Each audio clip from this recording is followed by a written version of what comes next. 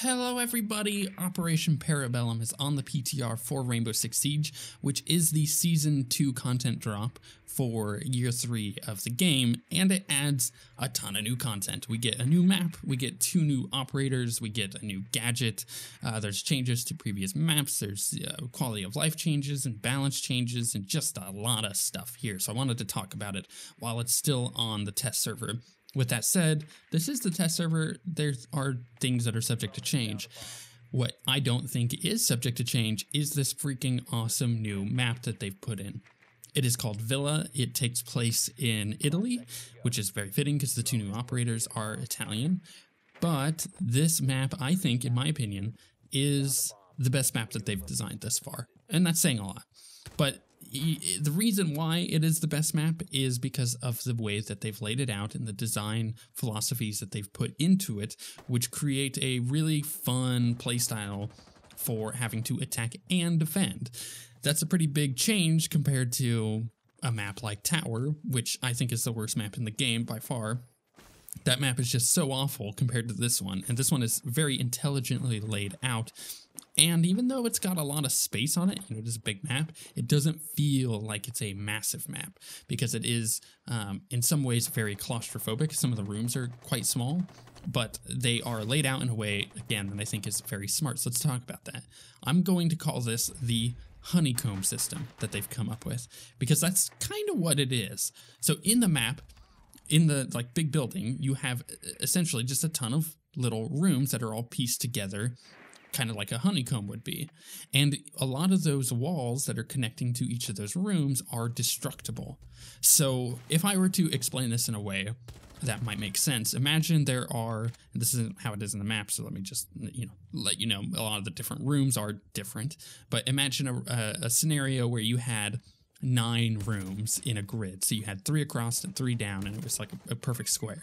So you have like the rows, which are going from left and right, and the columns, which are going from top to bottom. Imagine if you were in the first room on the top left. So you were in room 1 on column 1, row 1, and you wanted to shoot down over to the 3rd room on the bottom, which would be row 1, column 3, or rather, sorry, row 3, column 1. There we go. That's a better way to put it. And you wanted to shoot straight down. So you're essentially shooting from one room up down to the other. You can blow out all the walls in a straight line and shoot from one room to the other. That's how they've kind of laid this out, where it doesn't matter really where you are in that grid of rooms. You can blow out all those walls and shoot from one room to another. That is kind of the basic design of this map. But there are limitations. There are rooms where there are non-destructible walls, which cause really intelligent plays to be done because you can't just, shoot all the way across the map to kill people. But there are areas where you do have a lot of distance that you can cause within the map just by blowing up walls. And the reason that is significant is because it causes you to consider where you're going to put your defenses. On a objective like bomb, where you have 2 objectives that you have to put down, right? So, or you have 2 objectives that you have to defend, and you have to put all your defenses down around those. You can't just choose essentially a square around that and defend. You actually kind of have to choose which rooms you want to defend from and how you want to go about setting up a defense based on what rooms you think are the most defensible around that. And the thing is, as a defender, you just don't have enough defenses to go around a lot of the time, it feels. And that's kind of a fun feeling because it gives you choices. You have to kind of choose where you're going to put your defenses and how you want to defend in a way that adds vertical play. Because in this map, there are 3 floors. There's a basement, a ground floor, and a top floor. But the objectives can only be on the ground floor and the top floor, which means if you're on the ground floor with an objective and you're defending, you have to consider the fact that people can come up underneath you and shoot you from below. So the amount of vertical play that is also in this map is really well designed. If you're on the first floor, people can come from top or bottom. If you're on the top floor, people can come from the bottom, and there is some top level play. There's like a skylight in the middle of the villa that you can kind of rappel down into or look through.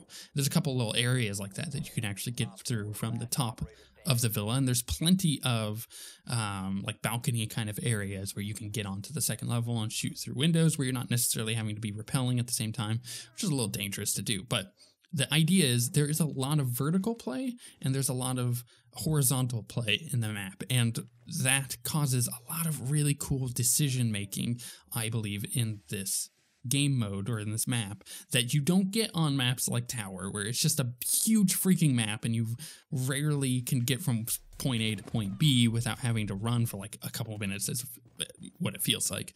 This is a little bit more condensed. The rooms are much closer together, but the fact that you can, shoot from one room to the other by just blowing out a ton of walls is really cool. And again, it causes you to have to consider how you're going to set up your defenses more. And you have to consider how you're going to attack a lot better, because there's, the multiple levels. There's the multiple different directions you can come in from. You have to scout it out a lot better to know where their defenses are, to kind of try to avoid them or to attack from a weak point. There's just a lot. And that's why I think this is the best map in the game. On top of that, there's a ton of Easter eggs and stuff within the game, or within this map, and there's just a really nice sense of quality that they've put into the looks of the map. It's a really pretty map to look at, and I like that quite a bit. But now let's talk about the two operators, Maestro and Alibi. So Maestro is this cheeky little bastard that's got a couple cameras as his gadget. He's got a really big gun that he can use. He's got a couple really big guns that he can use. And he is slow. He is a 1-speed, 3-defense operator. But he has these really cool cameras that he can put on any wall that he essentially wants to. And they're bulletproof.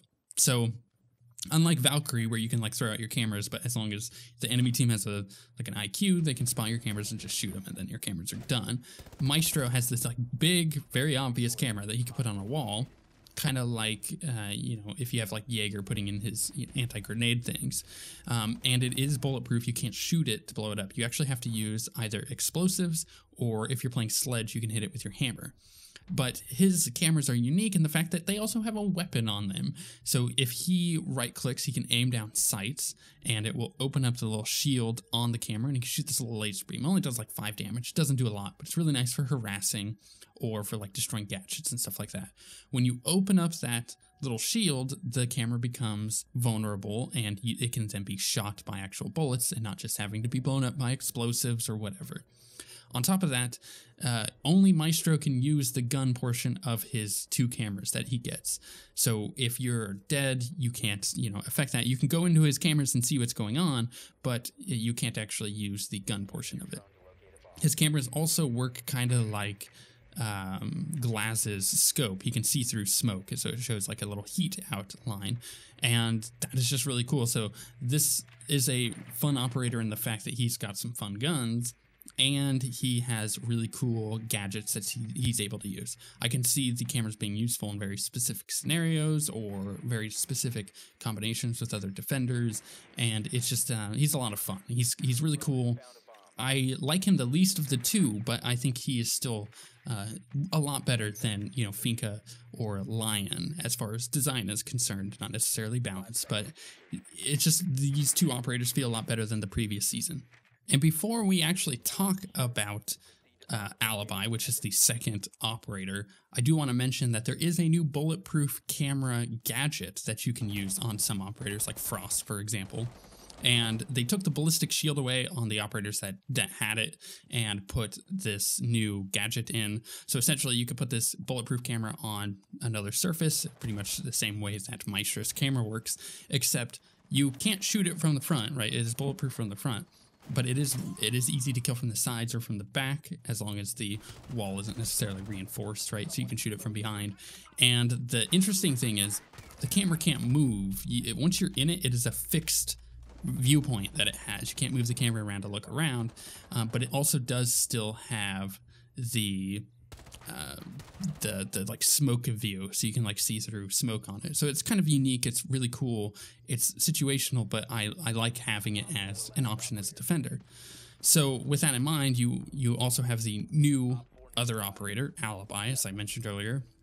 She is a very quick and very annoying character to play against because she has this little like hologram that she could put down. She has 3 of them. She could place these little holograms and they essentially just stand there and they don't do anything. They don't fire. They don't move. They just stand there. But if you hit it, if you shoot it with your weapon, if you walk through it or anything like that without destroying the base, so there's like a little like, you know, technological base that you can shoot to disable it. So if you do anything like that, you get marked, kind of similar to how Jackal marks people when he's tracking them. So the enemy team will kind of know where you are, and it's annoying because you can set these suckers up in a way that makes it very difficult to enter a room. You can put it, you know, in the windows, and in order to actually destroy the thing, you either have to jump in the window and shoot down at it to destroy it, or you have to like go in a different angle in order to shoot the base. But it means that some windows are really difficult to go into, you know, unless you have a coordinated team, if there is an alibi copy right there. The interesting thing is, so she has 3 of them, and she can put them all down in a room, and as long as she's wearing the base skin, because they use like the base default skin, she could stand in the room completely still at the same time. And if you can't really see like the feet where the base is, you're gonna have a hard time figuring out which one is the correct one, because all she has to do is just stare the exact same, you know, pretty much blank face that the other ones have, and you won't really know. So she causes a little confusion in the fact that you can have like this mirror effect, this house of mirrors where there's 4 of them in a room. You don't know which the right one is. You could just randomly shoot one because you think maybe that's the right one. It turns out to be a copy, and then the real one shoots you. I think that it's a really cool, you know, thing that you can set up. I don't think it's going to be very effective. I don't think you can see that a lot in actual play, but her clones are really unique in the fact that they can catch you out, and you can think that it is a person. You know, it's kind of like when you accidentally shoot the hostage when you're kind of, you know, searching a room or something. It works the same way. Your reactions can get ahead of you. You can shoot one even though you know that it is fake, and it can mark you and then put you out. The interesting thing is she can throw these outside of the window, and it will mark them as a player that is outside. But as long as alibi is in the game, as long as she's being played, if a defender is outside, it says unknown defender instead of, you know, showing like, oh, it's a Jaeger or whatever that's running around outside. So you could throw one out and jump out the window and both stand there and wait to see where the enemy team is coming from, and then aim and shoot and then jump back in the window because, you know, they don't know which one of you is the right one. Again, as long as you're wearing kind of the base skin, which I think is kind of annoying. I wish that it would actually use your character's skins that you're using on her, because otherwise there's really no point to getting any of the cosmetics for her.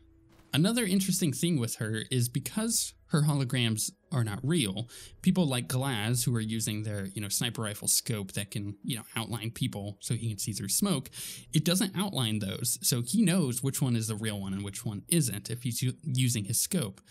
And people like Twitch are able to use their drone to destroy the base, or like Thatcher can throw a grenade to temporarily shut it off and stuff like that. And I find that very fascinating. It is really interesting how you can use these other operators as counters to her decoys, but her decoys are such a unique gadget and are such a cool gadget that I really want to see how people come up with using her and how they decide, you know, where's the best place to put these things, or where's a really good spot to trick people with these decoys. I think, yeah, her and Maestro together add a lot of defense capabilities on the defenders, and that is a really good thing because having Lion and Finka added in the previous season as offense, it felt like it gave a little bit more of an advantage to the offense than it did the defense in a weird way, and that was mostly because of the balance and not necessarily because of having 2 extra operators. Outside of having a new map and a couple new operators and a new gadget, they went back and pretty much what they call buffed a map, which is essentially just changed some things on it to make it a lot better. So Clubhouse got changed. For example, the bar area with the pool table is no longer completely open. It is kind of like separated into 2 rooms. And then above that, on the top level outside, they've kind of added a new catwalk area that is a new room that kind of extends between the where the garage area was and where the top part of the bar area was, if that makes any sense. So they've added some things there. They've changed the map around a bit. Hopefully it'll be a little bit better than it was before. Some of those points to defend on were very difficult, and the new changes should fix that. They increased the speed of 1-speed operators, and they decreased the speed of 3-speed operators. So the speed difference between operators is a little bit smaller now, and if you have a handgun out, like a pistol, you're going to move slightly faster than if you didn't, which is very interesting for a change. I'm kind of really curious how that is going to affect, you know, what we see highly competitive players doing. You know, are they going to be running around with a pistol and then switching to their main weapon? I don't know. It is very interesting to see that change, and I'm kind of curious how that's going to play out. They also did things like change drop shotting. So drop shotting was a thing before where if you were aiming down sights, you can go from standing up to crouched really quickly on 3-speed operators like Ella, for example, and you wouldn't really lose any aiming capabilities. You're still aiming down sights, but it would be very difficult to hit you if you were the one doing it. So it was a really good way of making sure you can secure a kill because you're hard to hit and you're not really having any change on your aiming. They made it now so as long as if you're standing and you go crouched, or if you're standing and you go prone, or vice versa, if you go reverse the other direction, it takes you out of aim down sights, and that's kind of a nice change because drop shotting was really annoying to deal with, let's be honest. And then finally, they did things like make it so you can mute text chat on players, which is a feature that I've been hoping for a long time, because some people are just really annoying and have a lot of angst and probably should actually get outside a lot more. Well, now you can actually mute those players so you don't actually have to worry about them anymore. And I liked that before because you can mute the voice chat, but you couldn't mute the text chat, and now you can. They, on top of that, made it so people who are team killing on a regular basis are going to get spotted more. So essentially there is a better algorithm for determining who is trolling in matches and who isn't, and they'll be able to ban people a lot better. So there's just overall a lot of really cool stuff coming in this patch, and I'm most excited for Villa, but the 2 new operators are really, really good too. So I'm really kind of happy with where the game is in its current state. You know, they nerfed people like Lion, they made some changes in this patch, and if everything kind of goes through the way it is, you know, minus some random balance stuff that they probably need to do, the next season of Siege is going to be really fun to play and not as frustrating for the defenders as the past season was. And that's always a good thing. Are you guys still playing Siege? Have you picked it up recently? You know, there was like a free weekend just like a couple days ago as of putting this video up. Did you buy the game when it was half off? I'm kind of curious who's all playing Siege now, because it's interesting that I've come back to it after the game being out for so long, but I think that's the case for a lot of people, so I'm kind of curious who's all playing it still. With that being said, let me know in the comments below if you are playing it, and we shall see you guys next time.